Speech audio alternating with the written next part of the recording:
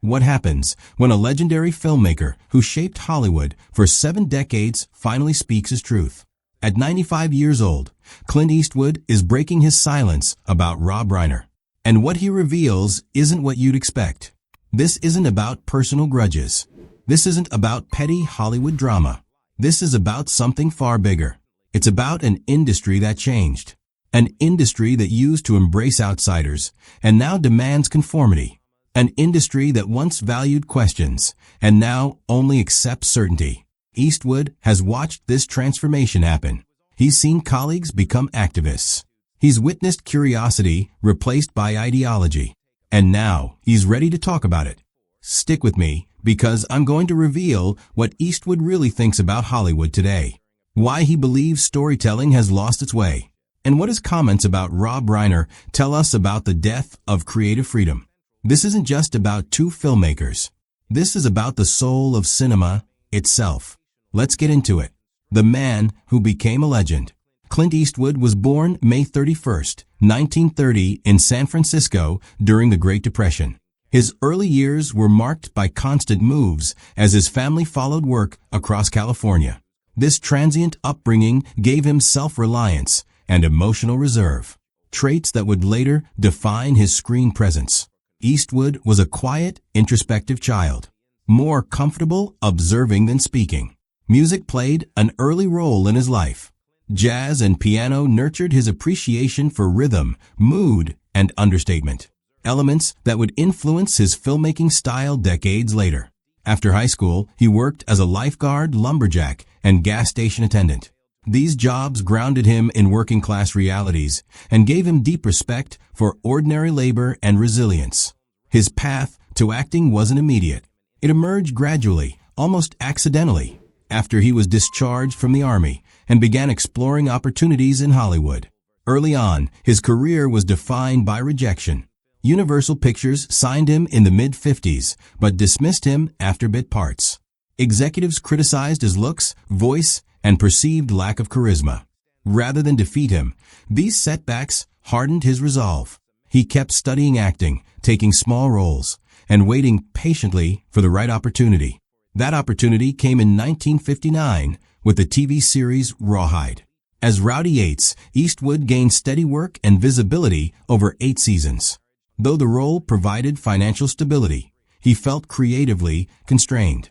He wanted more complex material. His willingness to take a major risk, leaving American television for Italian cinema, would change his life and film history. The man with no name. In the mid-60s, Eastwood accepted a modestly paid role in Sergio Leone's Dollars trilogy. A Fistful of Dollars, For a Few Dollars More, and The Good, the Bad, and the Ugly. These films revolutionized the Western genre. They introduced Eastwood's iconic man with no name character. A laconic, morally ambiguous anti-hero whose minimal dialogue and piercing gaze conveyed volumes. Eastwood's performance redefined masculinity on screen. He wasn't flamboyant or verbose. His power lay in restraint, presence, and implication. The success made him an international star and forever altered Western cinema.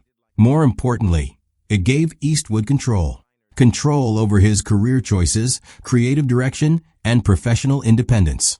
Returning to Hollywood in the late 60s and 70s, Eastwood became one of the industry's most bankable stars. Films like Dirty Harry cemented his image as a tough, uncompromising enforcer of justice. The character sparked intense debate. Some praised it as reflecting public frustration with crime. Others criticized it as authoritarian. Eastwood consistently resisted simplistic interpretations. He insisted his characters reflected moral complexity rather than ideology. Throughout this period, he demonstrated remarkable versatility. Westerns, action films, thrillers, romantic dramas, and comedies. He wasn't merely acting. He was learning, experimenting, and preparing for his most significant transformation. The filmmaker emerges. As a director, Clint Eastwood developed a distinctive style. Economy, emotional restraint, and deep respect for actors. He favored minimal takes, natural lighting, and understated storytelling. His films explored themes of aging, regret, redemption, violence, and moral consequence. subjects rarely treated with such nuance in mainstream cinema. His directorial achievement reached its pinnacle with Unforgiven in 1992, a revisionist Western that dismantled the myths of heroism and violence. The film earned Eastwood Academy Awards for Best Director and Best Picture. It established him as one of the great filmmakers of his generation. He followed with an extraordinary run: Mystic River, $1 Million Baby, Letters from Iwo Jima, Gran Torino, Changeling, and American Sniper. His acclaim extends far beyond Hollywood. He's been honored with 3 César Awards, one of Europe's most prestigious film distinctions.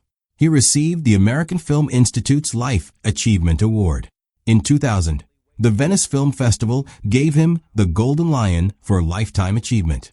France, renowned for its reverence for film, has twice honored Eastwood with its highest civilian distinctions.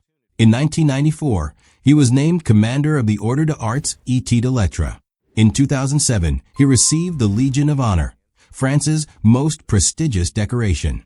Together, these accolades paint the portrait of an artist whose influence transcends borders and generations. His legacy continues to inspire and define cinema on a global scale. This is not just a Hollywood star. This is a filmmaker who changed the art form itself. The personal life. Eastwood's marriage to Maggie Johnson was the longest and most complex romantic chapter of his life. They met in 1953 when Eastwood was still struggling with no clear path to stardom. He was working as a lifeguard and laborer while pursuing acting opportunities with little success. Maggie represented stability during uncertain times. They married December 19, 1953, a union that would last more than 3 decades. In the early years, financial insecurity was constant. Maggie provided crucial emotional support as Eastwood navigated repeated setbacks. When he finally achieved breakthrough success with Rawhide, their lives changed dramatically. Fame brought wealth, visibility, and opportunity. But it also introduced strains. As Eastwood's star rose, his demanding schedule and increasing independence altered their relationship. Maggie preferred privacy and quieter domestic life. This contrast became more pronounced over time. The marriage was marked by long separations and well-documented infidelities, which Eastwood later acknowledged candidly. Despite difficulties, they remained legally married for decades, an arrangement reflecting both emotional complexity and mutual responsibility. They had 2 children.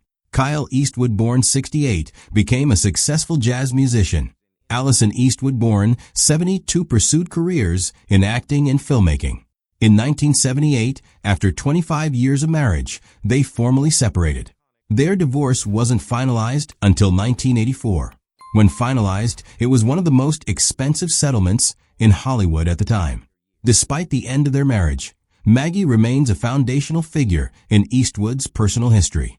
She was present before the fame, endured the pressures, and raised their children away from Hollywood's excesses. The truth about Rob Reiner. At 95, Clint Eastwood speaks with a clarity that comes only from having lived a full creative life unburdened by the need to please. Looking back across more than 7 decades in Hollywood, Eastwood reflects not only on his own career, but on the changing tone of the industry. When asked about Rob Reiner, Eastwood doesn't speak with bitterness or hostility. His comments are measured, philosophical, and rooted in belief that Hollywood has drifted from its original purpose, telling stories that unite rather than divide. "I've never had a problem with Rob as a filmmaker," Eastwood says. "He's talented. You don't make the movies he's made without understanding character and timing." Eastwood acknowledges Reiner's achievements, particularly his early work which emphasized humor, warmth, and human connection. To Eastwood, those films represented a time when Hollywood was less consumed by ideological signaling and more focused on craft. But what troubles Eastwood is what he sees as a transformation, not just in Reiner, but in the culture around him. Somewhere along the line, the business stopped being about curiosity, Eastwood reflects. It became about certainty, and certainty is dangerous in art. In Eastwood's view, Reiner has become emblematic of a Hollywood class that no longer tolerates disagreement, mistaking moral conviction for moral superiority. Eastwood contrasts this with his own approach. I never believed my job was to tell people what to think, he says. My job was to show people who they are. He explains his films, even controversial ones, were never meant to lecture audiences, but to provoke thought. Whether directing westerns, war films, or character studies, Eastwood trusted viewers to draw their own conclusions. According to Eastwood, the real divide between himself and Reiner isn't political. It's philosophical. Rob wants to win arguments, Eastwood says. I want to ask questions. He argues that Hollywood once thrived on creative friction. Artists with wildly different worldviews collaborated without demanding ideological conformity. Today, that spirit has eroded. There was a time when you could disagree and still respect each other, Eastwood recalls. Now disagreement is treated like a moral failure. He suggests Reiner's outspoken activism reflects a broader trend, where entertainers mistake volume for virtue. To Eastwood, moral certainty closes doors that storytelling should leave open. Eastwood is careful not to frame himself as a victim. Nobody's silencing me, he says. I've had my say. What concerns him is the younger generation of filmmakers who feel pressured to align with approved opinions. They're scared to be honest, he says. And fear has never made good art. When asked whether Reiner understands this criticism, Eastwood pauses. I don't know, he admits. People hear what they want to hear. He emphasizes his remarks aren't personal attacks, but reflections on a system that rewards outrage over insight.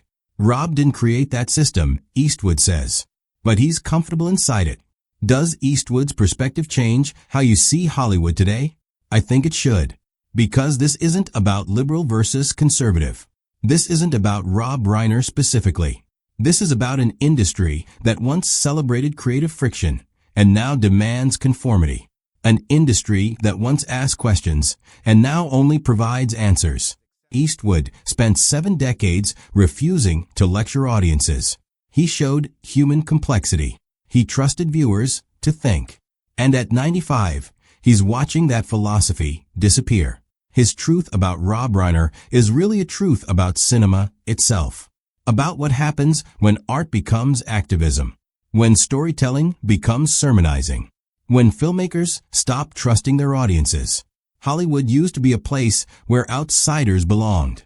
Now it's a place where everyone's trying to prove they're on the inside. That's Eastwood's real message. And it matters far more than any Hollywood feud. What do you think about Eastwood's perspective? Let me know in the comments. If you want more stories about Hollywood legends speaking uncomfortable truths, make sure to like, comment, and subscribe. Thanks for watching.